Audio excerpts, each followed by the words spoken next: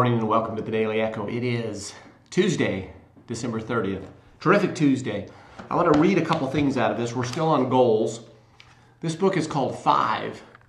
Where will you be in 5 years from today? And it's an interactive book where you actually go through it and you write down some aspirations, some goals, and you get real specific in why you really want to achieve these things.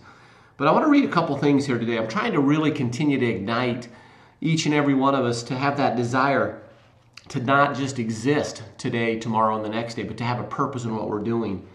And this is what this says, is when you walk into a restaurant, you don't just say, bring me some food. Instead, you're very specific. You pick exactly what you want from the menu.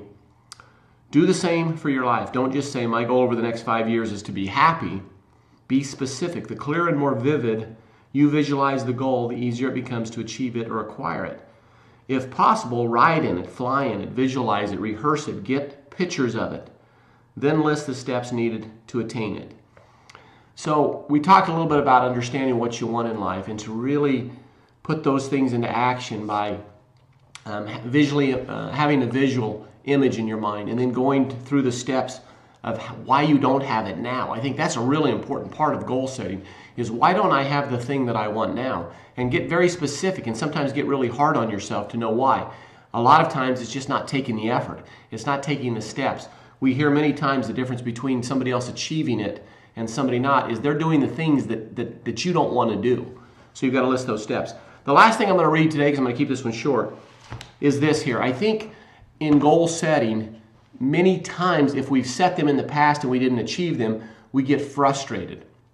We don't want to set them again because of the failure aspect. We didn't achieve them, so I failed. I don't want to set goals because they just set me up for failure. I think this is really important. This is something we should all have put on our refrigerators or in our day planners. It says the tragedy of life does not lie in not reaching your goals. The tragedy lies in not having any goals to reach.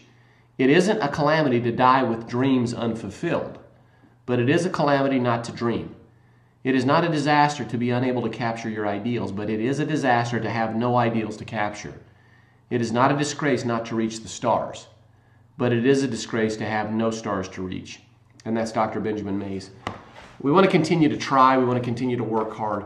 Just because you didn't achieve the goal you set last year or the year before does not mean that you're not in a better place had you not set that goal. We want to continue to work hard and try harder. We achieve far greater. We said it the other day. Those people that have goals accumulate 9 times more than the people that don't have goals. And there's only about 80% of the people that actually have goals.